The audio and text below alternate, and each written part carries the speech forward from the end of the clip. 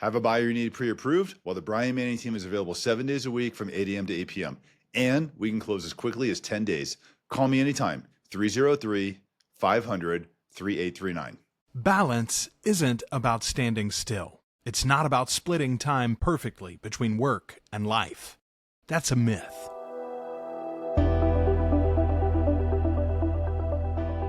Real balance is momentum. It's knowing when to lean in, when to step back, and how to stay in control when everything is moving fast.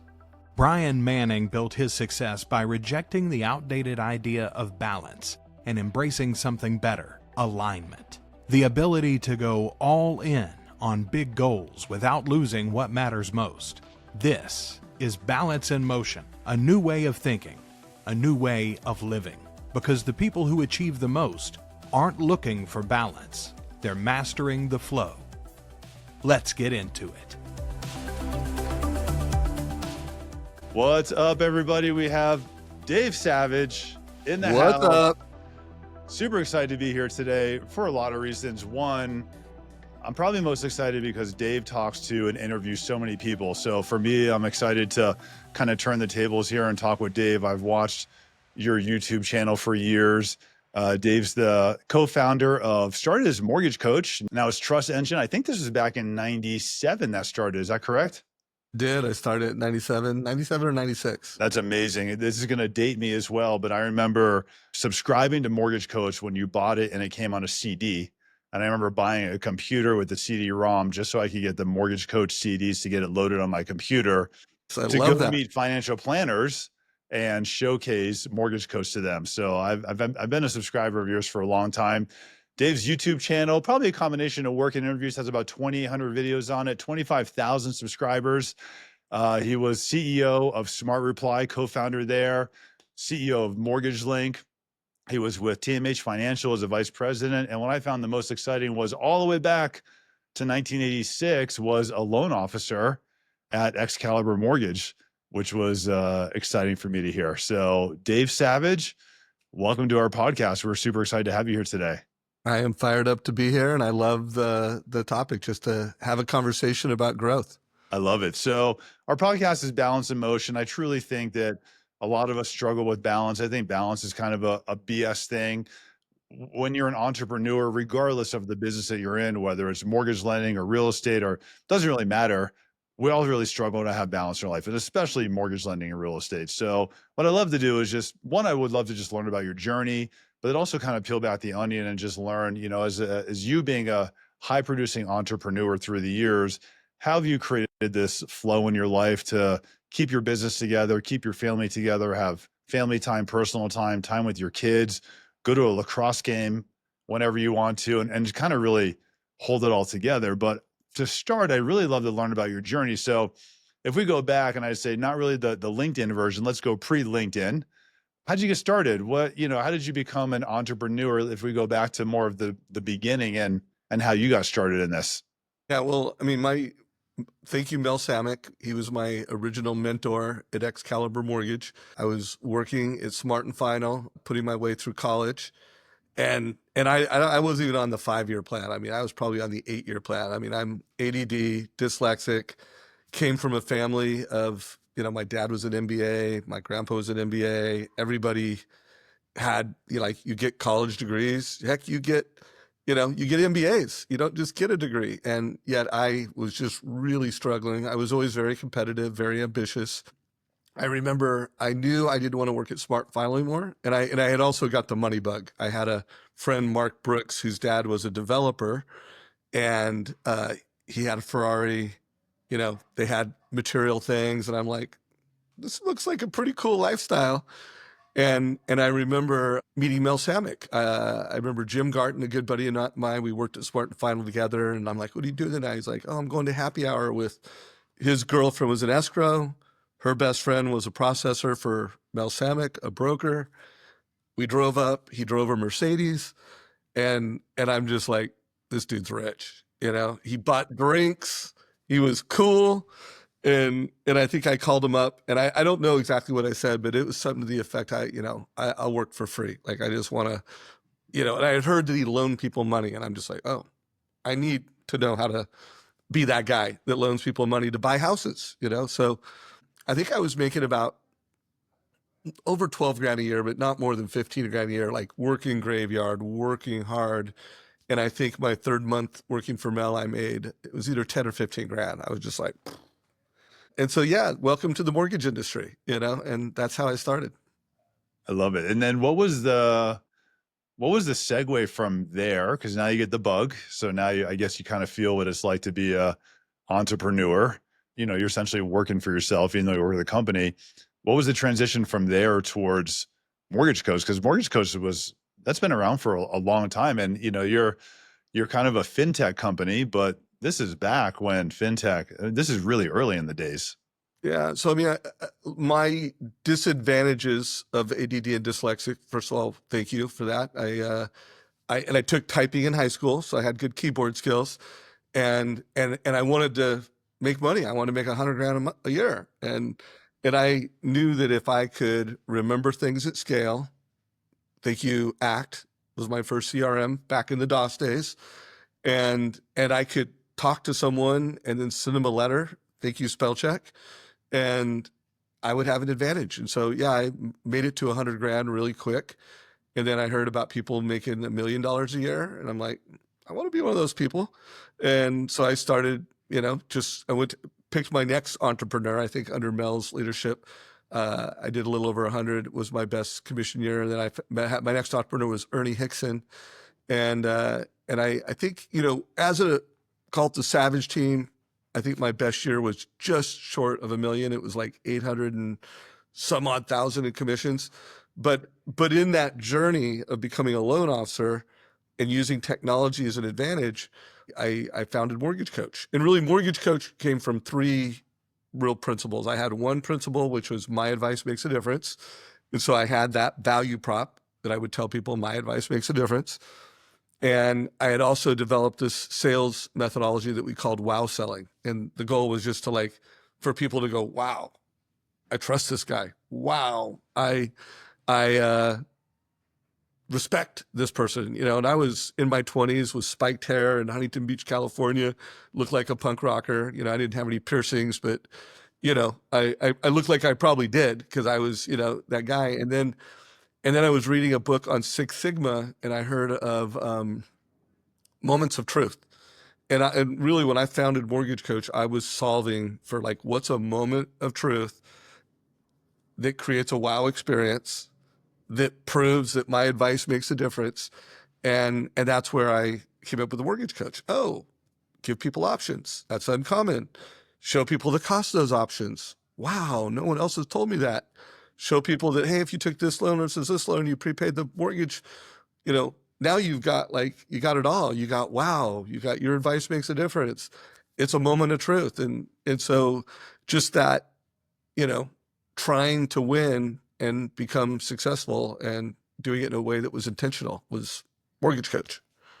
I love it. What's amazing is it's so timeless because here it is 2025 and what you were doing back then in the 90s all still applies today. Yeah. No, And it's no still different. not the norm. Like when I did it, it was, you know, a handful of us in the country that were doing this advice game. And now it's 10, 15% of loan officers. But to your point, it's still not like the mainstream. Now, by the way, I am changing that. And, you know, hopefully over the next few years, advice with price, coaching at scale will become commonplace. It's amazing. So was there a time in the beginning when you realized I'm just built for this? Or was it just kind of stumbling and figuring it out as you went? Well, I mean, I think there's always another level. I mean, I definitely fell in love with technology and did an earn out with my partner, Patrick Farron, and went full time as a technology entrepreneur in June of 2000. So, you know, that was, and even going back as a kid, I always wanted to be an inventor. You know, I wanted to like just invent things, and I could tell stories of things I attempted to invent before I got in the mortgage business. But yeah, like when I founded Mortgage Coach and it became successful, and you know, it was before the word SaaS was a thing and everything. But you know, I felt like the challenges I have ADD and dyslexia, the ambition I have, the creativity I have. Yeah, I'm born to be a technology innovator. And that probably took place in the early 2000s. And has there been a change just as you've gone through your path in your career with ADD and dyslexia? Was it maybe more challenging in the beginning? Did you figure out a way to harness that and then use that to your advantage? And how has that kind of shaped you in this process? Yeah, well, there's no question going through high school and attempting to go through college, it was a massive disadvantage. But I would say in my entrepreneur life, from the time that I got into the business, my energy, they say you can't multitask, and I understand that it's switching, but I can do a lot of things and put a lot of output out beyond normal people. That's all technology enabled. So, and now we got AI. I was just born to be in these times. So yeah, it's fun. And and I would just say most of my entrepreneur life, I feel like those challenges have much more served me than hindered me. It's amazing.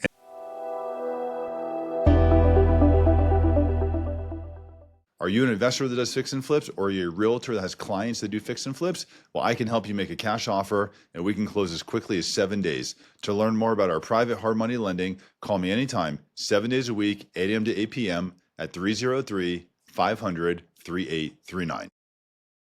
Any idea what you think the impact of AI will be just in trust engine, mortgage lending, just how, if we look forward 5 years, the impact you think it might have, especially with financial planning and helping with advising people in the process?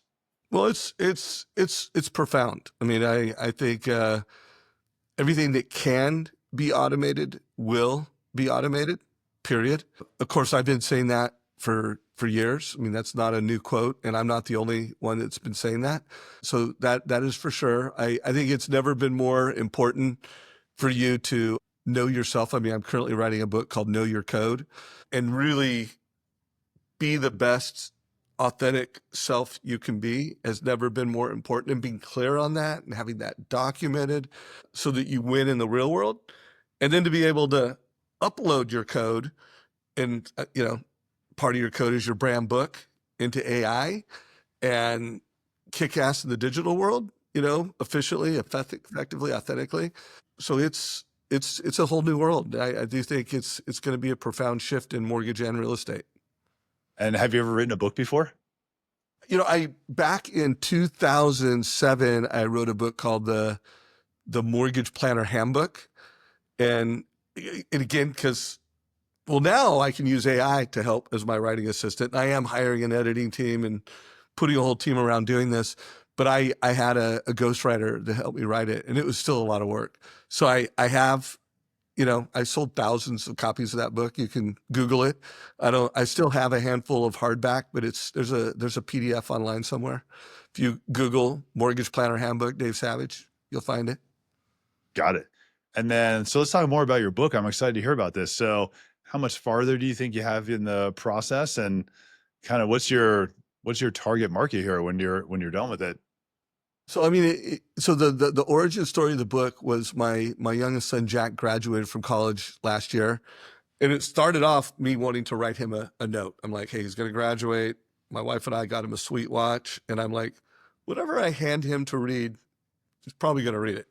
And so I wanted to write something beyond the normal little note. And I landed on the idea of, instead of giving a bunch of dad advice and doing like the dad commencement speech, I read this book. I don't know if you're familiar with Principles by Ray Dalio. And I started documenting my principles with the thought that one day I'm going to give these to my kids as a gift. Like, these are my principles. And I just said, well, this day has come. And then I was trying to package it. Like, I didn't think principles was cool sounding. I thought, like, my code, like concepts, philosophies, beliefs, little mantras. And so I wrote, it turned out to be like about a 20-page Google Doc, which I am now sharing. I actually started a Facebook group called Know Your Code. So anyone wants to check it out, check it out. That was it. And I still didn't have the idea of writing a book, but then flash forward 6 months, I found myself constantly, like every week, going back and tuning it, oh, I didn't think of this, adding something to it.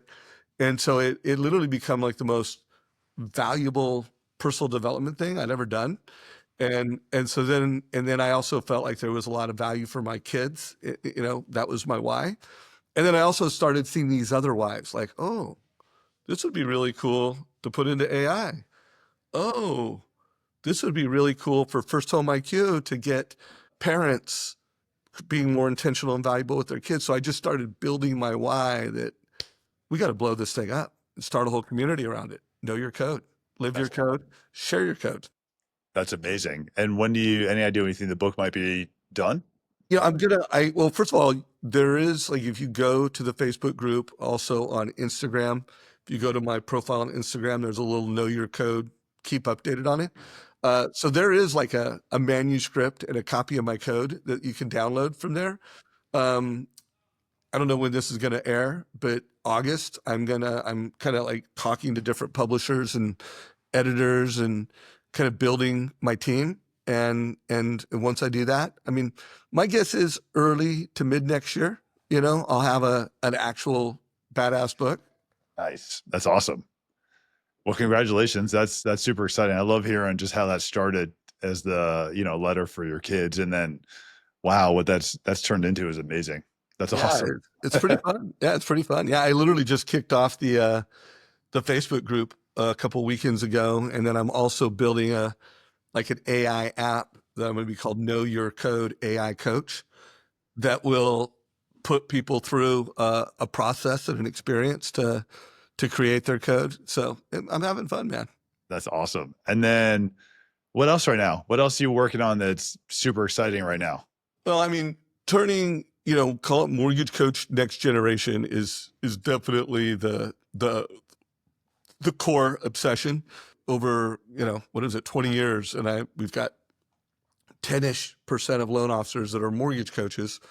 And now it's like, how do we use AI and how do we use data to really turn loan officers into mortgage coaches at scale? And so that is by far my obsession and day job. And then I am the co-founder and chairman of the board of First Home IQ, a nonprofit. And then I've got this new passion of Know Your Code. And just talk the kind of the theme of the podcast as well is just talking about balance and maybe even a lack of balance that a lot of people experience, especially in the real estate and the mortgage side. How have you kind of found your flow over the years with putting in the hours, being an entrepreneur, growing a business, having a family, having kids, finding time for yourself? I'm pretty sure I remember us talking. You have a pretty good ritual that you go through every day for your personal time. So how do you find all that? So, I mean, first of all, I don't know. I mean, this whole concept of balance, I'm like you, balance is bullshit. Yep. And you're in and out of balance. At least I've been in and out of balance my whole life. And you know what? I'm totally okay with it. I'm actually proud of it. And like that's just all good. To me, it's about, and I love the word you use, flow. And then I use a lot of the word integration. Like even people are like, hey, how are you? I was the CEO of Mortgage Coach for a long time, but yet I did a podcast all the time. They're like, how do you find time with that? I go, well, I've integrated it. As someone who's a lifelong learner, I've always considered it super important to consume, whether that's read, whether that's an audiobook, content every day. There's a lot of people that read the newspaper for hours. There's a lot of people that watch the news. I don't do either one of those things. I read personal development content, listen to it. And then I started, I don't know, probably 6 or so years ago saying, you know what, I'm going to consume for an hour a day and I'm going to create for an hour a day. So that's how I have been an executive, do everything I do, and have this Mortgage Coach YouTube channel. When it comes to family, I've always just believed in you gotta protect yourself first. And so my mornings, I've always got up. I mean, only in my 59 on have I literally often get up at 3:30. Most of my life, it was like 4 to 4:30. But I mean, all my life, like win by 7, that's for me. And that's, walking, I now have a protocol for going on 2 years of cold plunge and red light sauna and ruck walking, with sweaty walks. But whatever, I mean, my whole life I've won by 7 personally, and then win by noon in business. Uh, and then when it comes to family, it's just like I've prioritized things, like I've coached my kids' sports, and I've only missed in my son's lacrosse career. I missed 1 game because they moved the game, and I already was committed to speaking. But I made going to his games a priority, being a coach a priority, and then scheduled business around it. So to me, it's just always about integration, priority management. I love to cook. So, I cook Sunday night dinner. I cook multiple dinners a week. But would my wife say that I'm a workaholic? Yes. Am I a workaholic? Yes. But I just integrate all those things. I love it. Can we talk more just about your morning routine? I'm always fascinated by high producers and their morning routine, and maybe like how that's kind of changed over the years and what you're doing now. I just think the morning sets the tone for everything. And Yeah. I'm such a believer in what you said, but I'm curious to learn more about your morning routine and what you're doing there to like really start your day. Well, I'm pretty proud of my morning routine for the past 2 years. But I will say, and I've always had a morning routine, but I would say most of my professional life, it was like business first. It was, I gained a lot of weight. I've lost 38 pounds from the peak, and I've done that over the past 2 years, mostly all credited towards tuning up my morning routine and putting it around longevity and health. I do have this code: you move it or you lose it. But wasn't eating my own dog food there. I mean, I even put that in my code, and I talked to my kids, and, I didn't move it enough during my, like, it wasn't like I gained a lot of weight in any one year, but it was like every year, 1 to 3 pounds. You do 1 to 3 pounds for a couple decades, 3 decades, you got a problem. So I would say I always won by 7, but it wasn't necessarily the sweaty walk. It wasn't necessarily the cold plunge and the therapy and the push-ups. But yeah, going on 2 years now where I've gained a lot of my vitality, and, the word I use, entrepreneur athlete, be an entrepreneur athlete. It's just every single morning, doing the things that are all benefit around health, drinking electrolytes, and then the things I've already mentioned. Yeah. So how do you feel now? Dude, I mean, I've been lucky in that I think I inherited some really, intense energy, just inner drive and inner energy. But I wasn't able to take it for granted as I got into my 50s and then hit the 60s. But no, I feel fired up, feel great. Yeah, no, life is good. It's amazing. Congratulations. I love that. And congrats on finding that your flow there in those, last 2 years of your really dialing in your morning routine. Cause I think it's just so And health, impactful. just dialing up my health. Yeah, that's awesome. So currently, any like current mantras, anything you're really, just kind of helping you stay centered and focused right now on what you're wanting to accomplish? Well, I mean, being on this passion to know your code, I've got like these 50 some odd codes. But actually, just this morning, I had a little epiphany because I came up with what I call pillar codes. Because now I'm trying to develop this know your code to where I can teach other people to document and know their code. So I came up with 4 pillar codes and I had the image of like a compass, And this morning I was like, what's the North code? Like what what is the one piece of the North code? My 4 pillar codes are: my advice makes a difference, which I've decided to put that as due west. One of my pillar codes is always better, never bitter, which I put that at south. One of the pillar codes is have fun, play loose. And then what I decided to put as my North Star is always curious, always grateful. And there's a whole story around how I got all these, but I kind of came up with this epiphany that, yeah, always better, never bitter, of course. But if you're not always curious and always grateful, you can't execute on that. And you know what? If you're not always curious and always grateful, my advice isn't going to make a difference. And if, by the way, in that same North Star, if I'm not executing on that, I can't, have fun playlists. And then there's a whole lot of other codes that go under that. But that's been like literally like an epiphany that I haven't always had. I've always had like, I got all these values, I have all these codes, let's try to execute. But I recently like, no, no, no. At least for me, Dave Savage code, I know what the North Star is. That's awesome. That's exciting.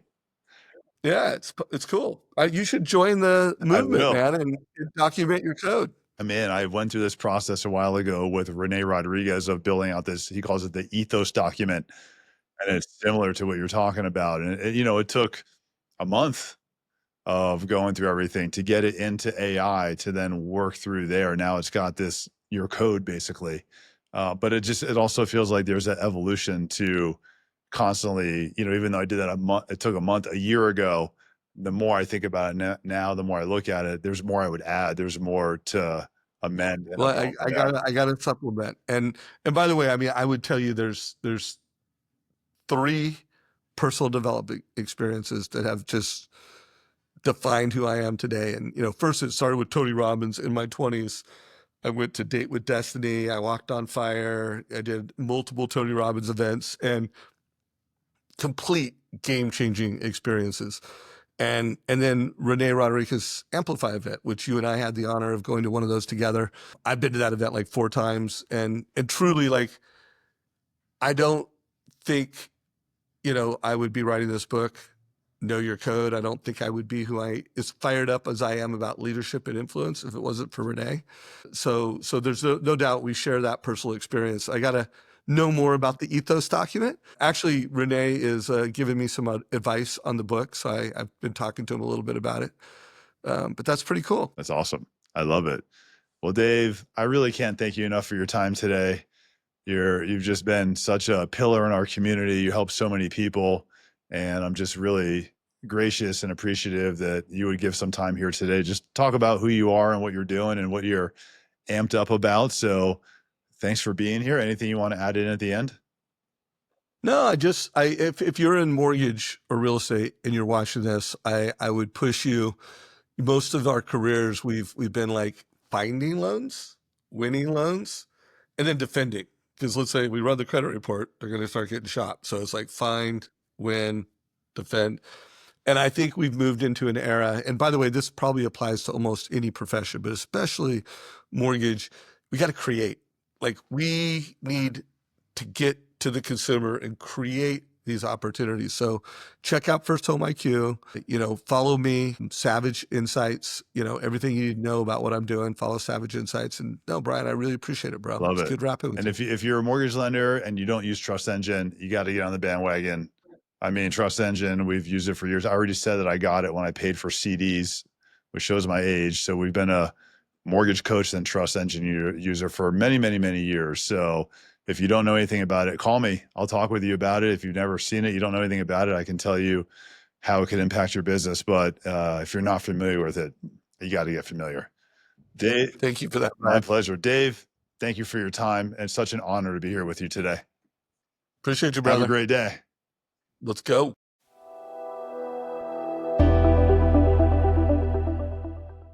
For many years, I was a mortgage originator that could never break my plateau of $50 million a year in production. Well, I figured out the way to break $100 million, and I can share that with you. If you're an originator and you're struggling at that $50 million level, Intersect Coaching can help you break that and get to $100 million of production every single year. To learn more about Intersect Coaching, call me anytime, 303-500-3839.